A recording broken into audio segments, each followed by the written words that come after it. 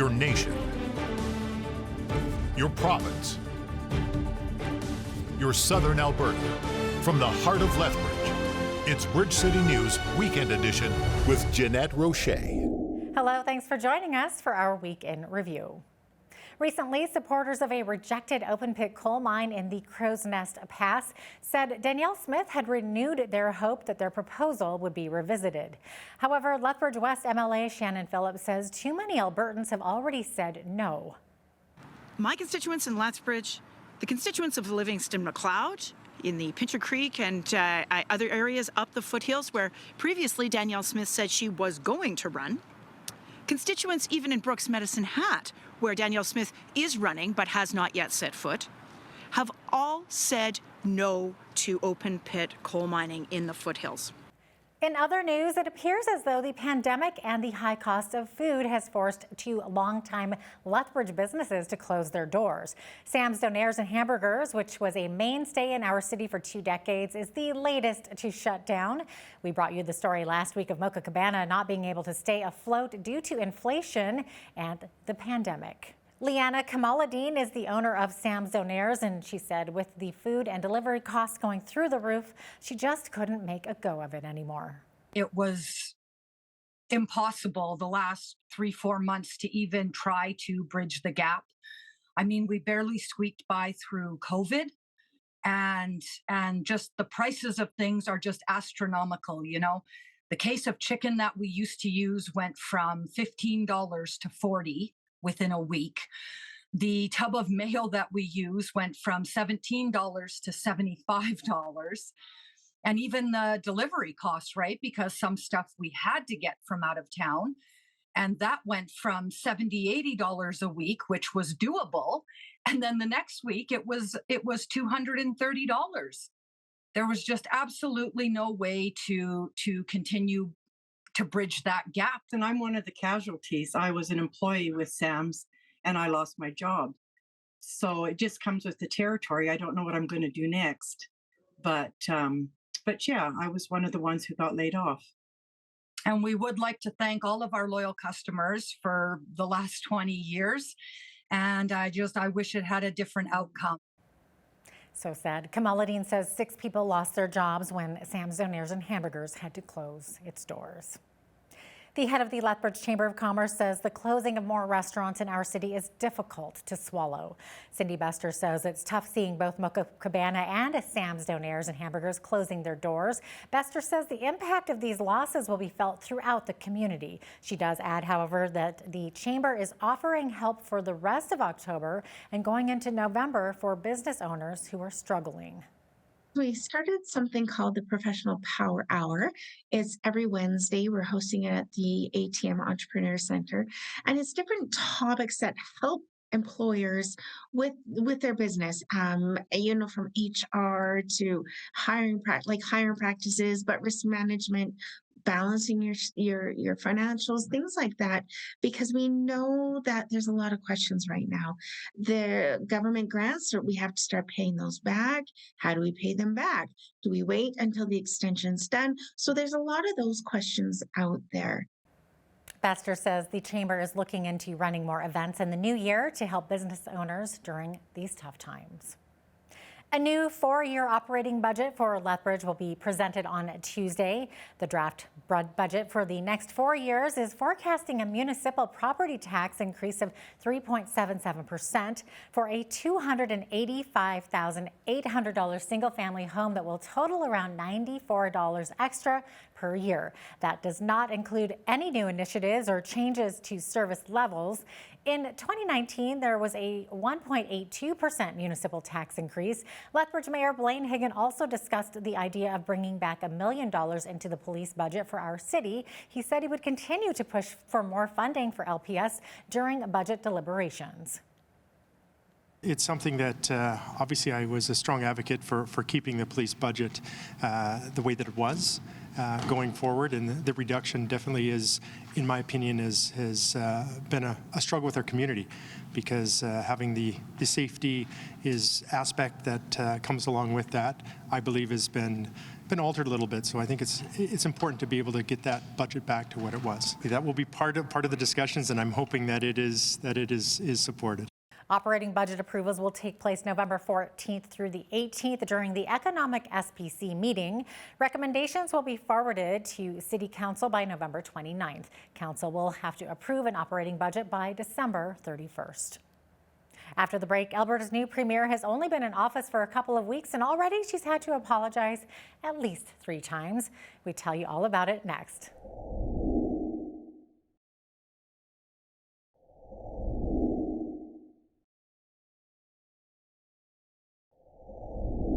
On Friday, Premier Danielle Smith announced her new cabinet. Lethbridge MLA Nathan Newdorf will become the Minister of Infrastructure. Todd Lowen, who ran against Smith for the position of Premier, will become the Minister of Forest, Parks and Tourism, while Brian Jean will be sworn in as Minister of Jobs, Economy and Northern Development. Travis Taves will maintain his role as Minister of Finance. In total, 24 members will be taking their oath in office. For a full list of the 24, please visit our Facebook page. One of the roles that I hope to fulfill as Deputy Premier is to continue to work on what I was doing as caucus chair and reaching out to individuals that maybe also feel under-recognized or not in the limelight. So we want to work on that. We want to work on unity. We are already there after a large portion of the way there after last week's retreat. An infectious bacterial disease outbreak in Edmonton's inner city has sent 64 people to hospital. Alberta Health Services says so far 87 people have been diagnosed with Shigella since mid-August. University of Alberta Public Health professor Dr. Louis Francis Scuddy says Shigella is often seen in third world countries or after earthquakes, disasters or floods, and that the province should get homeless people off the streets and into affordable housing. Meanwhile, the province says it has set up a task force to help stop the spread of the disease. A 75-year-old man is dead after a fire ripped through a multi-unit residential building in northwest Calgary Thursday morning. Officials say no one else was injured in the blaze. Residents say that they were alerted at about 5 a.m. that smoke was billowing out of the building. Fire crews arrived a short time later and found the man deceased. An investigation is underway. A wildfire burning in Kananaskis country near Kent Ridge and Peter Lougheed Provincial Park has been brought under control. Crews worked to contain and respond to the area, which was struck by lightning on October 13th. It closed a portion of the High Rockies Trans-Canada Trail in the vicinity of Black Shale Suspension Bridge, as well as Kent Ridge Route and South Lawson Peak Route. So that wildfire was detected on October 13th around noon, and thankfully we were able to send crews quite quickly to respond. It did grow to approximately 2 hectares.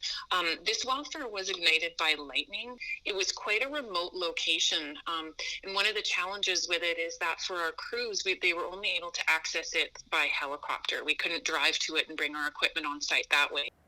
Alberta's new premier has only been in office for 2 weeks, and already she's had to apologize at least 3 times for comments she made prior to taking office. Back in April, Smith said neutrality is the only answer for Ukraine, and in February, she said that 2 regions of Ukraine feel more empathy to Russia. On Monday, Alberta's opposition NDP called on her to apologize for her, quote, tone-deaf and cruel remarks, and at the federal level, NDP Foreign Affairs critic Heather McPherson also called out Smith. This is incredibly painful for the heroic Ukrainians who have been battling for 8 months for their own country, their sovereign country. I condemn those comments, and I want to make it very, very clear that New Democrats will always stand with Ukraine. On Tuesday, Smith apologized for what she calls, quote, ill-informed comments about Russia's invasion of Ukraine. Smith issued a statement saying that she condemns the Russian invasion of Ukraine and the suffering it continues to inflict upon the Ukrainian people. She says that her knowledge and opinion have drastically changed since then, and she made some ill-informed comments and is sorry for them. Supporters of a proposed open-pit coal mine in Alberta's Rockies say the new premier has renewed their hope. Eric Lowther of the citizens group that backs the mine commented that Danielle Smith said she'd revisit a decision that put a hold on future coal mines if a local referendum showed strong enough support for it. Smith made the comments at a public meeting during her leadership campaign. A joint federal-provincial panel rejected an application for a permit for the mine in Crow's Nest Pass. A spokeswoman for Smith says the premier will meet with her caucus and future environment minister to discuss the issue. Minister of Jobs, Economy and Innovation Tanya Furr said in a statement that the province's economy continued to charge full steam ahead in the third quarter. Alberta has led the nation in job growth with 4,600 more jobs created compared with a loss of 49,200 nationwide. Furr continued that Alberta's remarkable job growth has been fueled in part by an uptick in net migration as workers flock to the province in unprecedented levels. We need to take a quick break, but when we return, is there a coordinated NDP effort against Danielle Smith and the UCP? And what about vote splitting with Arthur Pawlowski's Independent Party in the upcoming elections? Stay with us to hear more about it. Nobody is perfect. Danielle Smith never said she was. I mean, how far back are they gonna go? Are they gonna start asking about, when she discovered that there was no Santa Claus?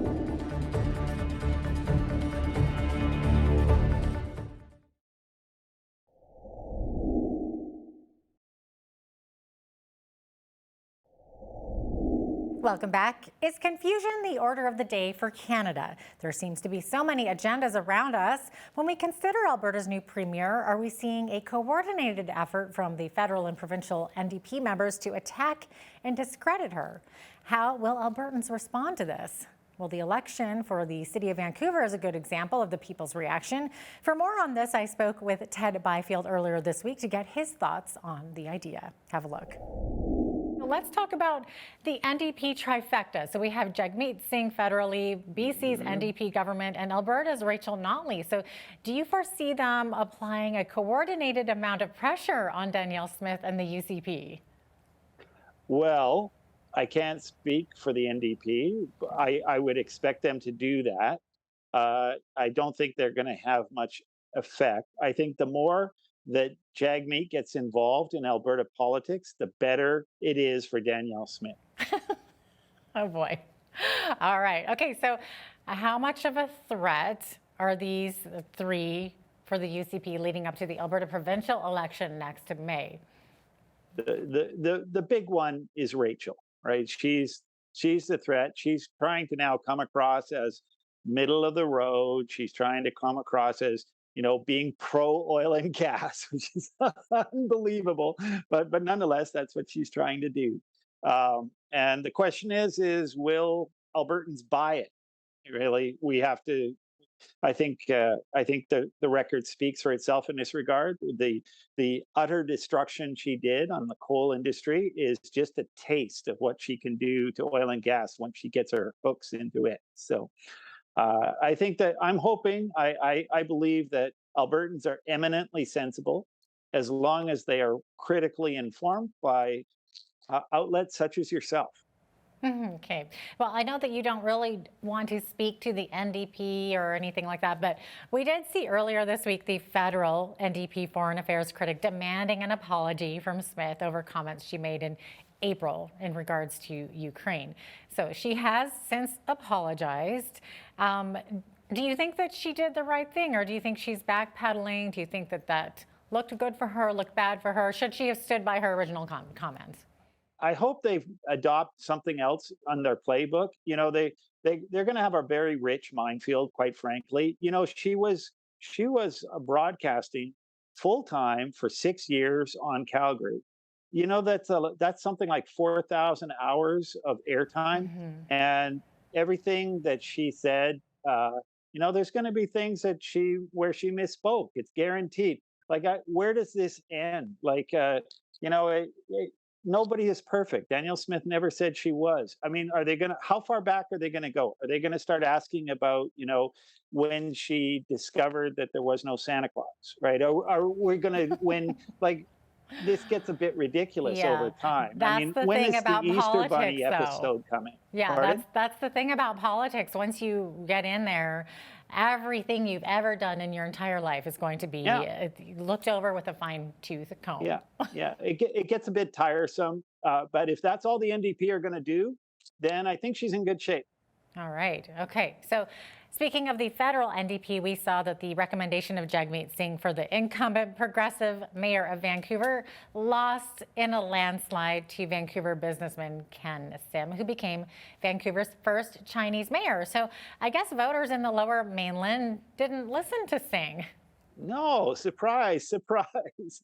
I think Vancouver is doing the best thing for Vancouver. It's really a breath of fresh air. I remember when um, Gordon Campbell was mayor of Vancouver, and he was one of the best things that ever happened to that city. And so I'm so pleased, and it's really nice to see a Chinese mayor. I wish we saw more.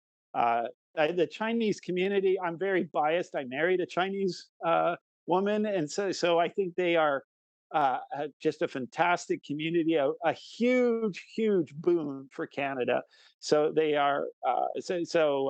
I would love to see more Chinese involved in politics, quite frankly. All right, then. Okay, so let's circle back now to Alberta politics. So what does the UCP need to be doing after Smith potentially wins her seat in Brooks Medicine Hat next month? Well, I think we now have a marriage, right? The group that I'm involved in, Take Back Alberta, we have successfully, I think, brought back a large component of the what would normally have splintered off into lots of little parties back into the UCP. I'm actually more concerned about the splintering of the vote than I am about the NDP. After the break, Alberta gets a shout out from West Virginia. That's next.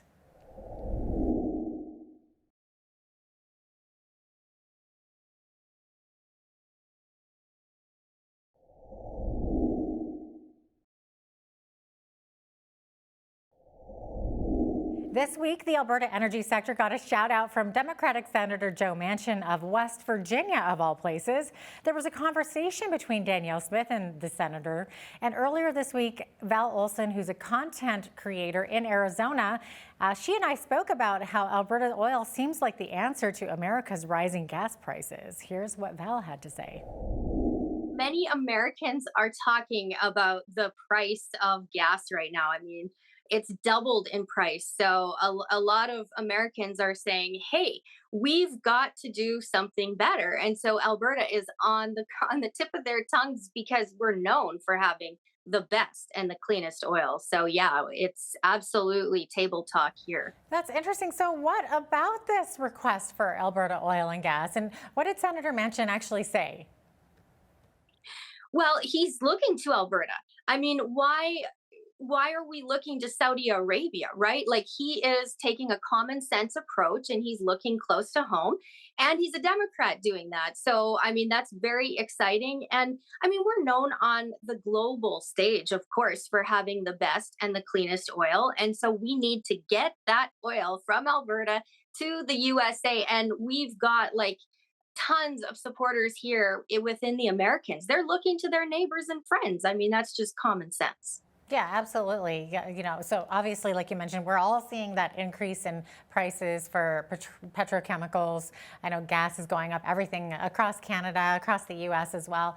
And of course, in Europe, with what appears to be the American sabotage of the Nord pipeline, and then the Saudis cutting back production. So what do you think the new premier of Alberta needs to be doing? Well, I think it's very important that off the bat, she sets some goals. And I think that, you know, she is a champion for our Alberta oil industry. And coming from her background in broadcasting, I think she's going to be able to micromanage the oil portfolio differently and better than what we've seen in the past. So I think there's a huge opportunity for her to draw on her strengths of talking to so many people and going about it in a more strategic way when it comes to team building. So I said, set a goal. And the goal is this: Alberta oil to the USA. And don't listen to naysayers, build a team, build a very strategic team and push Alberta oil hard. Okay, so who do you think, with that said, who do you think Premier Smith should pick for the position of Minister of Energy? Well, I think what we're going to see is people just throwing a name out there, and I'm looking at it from a different way. I don't think we should just immediately throw somebody into a position like that. I think that she needs to come back to the drawing board. She needs to look at track records. She needs to look at history, and she needs to come back to those goals that I identified. And from there, she needs to build a team, and whoever should be minister, that name is obviously going to come to the bat. But what we don't want to see is just a haphazard approach. And there has been government in the past who ended up just, slapping that title on whoever, and we ended up with anti-oil activists at the reins. So we don't want to see something like that repeat itself. We want to be better, smarter, and try new approaches. So again, she needs to look at what kind of team, boots on the ground approach should we have there, because you know what, they are open for business, they are searching for solutions. So we need a very strategic team that can meet with congressmen, meet with senators, and she's already started the process. Val, you're from Medicine Hat, which is of course is nicknamed the gas city. So can you tell us how important the oil and gas sector is to that city and the whole area? It is the gas city. You're right. That's what I call it. But locals right now are saying, well, it's the grass city. I say, no, it is 100% the gas city. We have got the best of the best bubbling underground. So we, our families, multi-generational, have been working in the oil sector. So you've got to look to the people in the community and say that their jobs are on the line. And there is a fight, even in the most oil-minded communities around Alberta. And so I want to see in Medicine Hat that we become like just a pillar. We become the capital, the community, the people speak up, rise up, and say, get our Alberta oil to the USA. It's still been a tough go for local small businesses. It feels like now some businesses are being hit even harder with a powerful wake from the government lockdowns and mandates. And now we add inflation to the mix. When we come back, reaction from the Canadian Federation of Independent Business. Stay with us.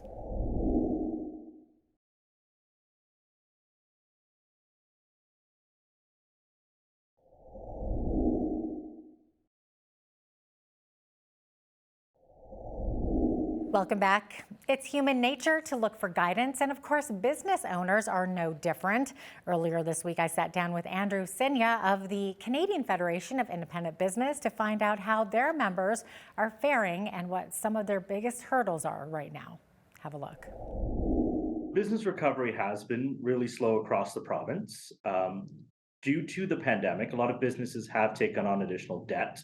According to CFIB statistics, about 68% of small businesses are still carrying some form of pandemic-related debt, and about 38% of them are only back to normal sales. So that means that a lot of businesses haven't fully recovered from the pandemic, coupled with inflation, high energy costs, labor shortages, and high interest rates. So it's just a little bit of everything, and it's just compiling.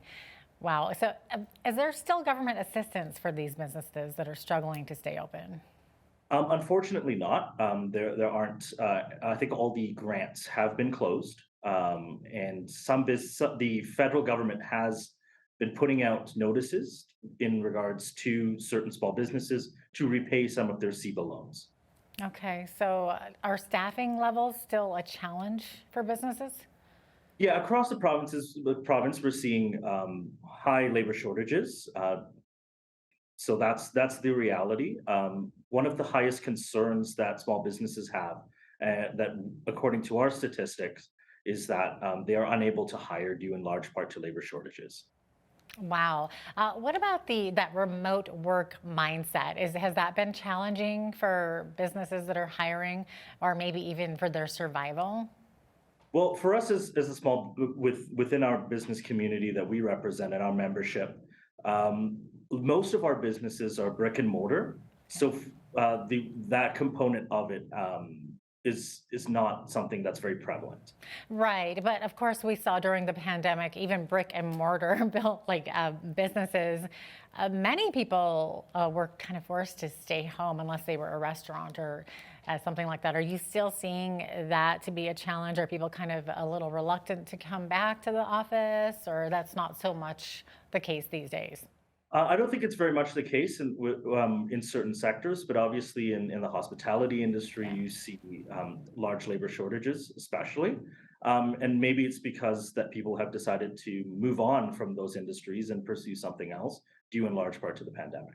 Are business owners finding that our culture's attitude towards work is changing, and that this could also be part of where the issue lies? Not that we've found from any of our survey data from our membership, unfortunately. Yeah. Okay, so are you finding that prospective employers or employees rather are looking for more money, or are business owners maybe indicating something else?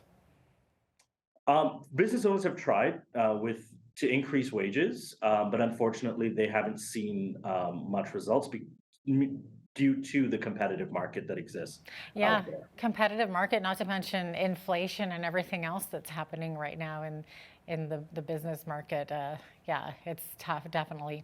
Now, the Alberta government's economic trends for September show that oil rig counts are up significantly. So this, along with a big increase in exports and manufacturing, must put some wind in the sails for your members. So what do these numbers mean to the membership of CFIB?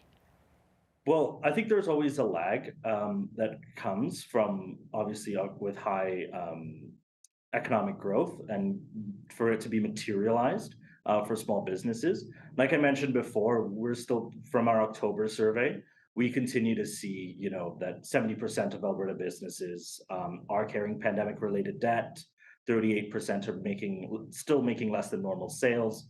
So that component of it hasn't been realized on the ground for our membership. We're all seeing everyone's sort of pulling back on going out to eat, and I mean we're all seeing the prices rising at the gas pump, at the grocery store, and of course restaurants are no different. They're probably having to increase their prices as well. Are you hearing that from any of your restaurants? Yes, from our members, we've seen them to some degree increase their prices, due in large part to inflation. Yeah, sure. It's tough times for everybody, isn't it, Andrew? Yeah, it is. It has been very challenging for our small businesses, and anything that we can do as consumers to help them is vital to their survival. Everyone could use an extra few bucks these days. After the break, tips on how to save on your utility bill. Stay with us. We can definitely expect a lot of volatility in pricing, and I think unfortunately we're going to continue to see prices for both electricity and natural gas continue to rise.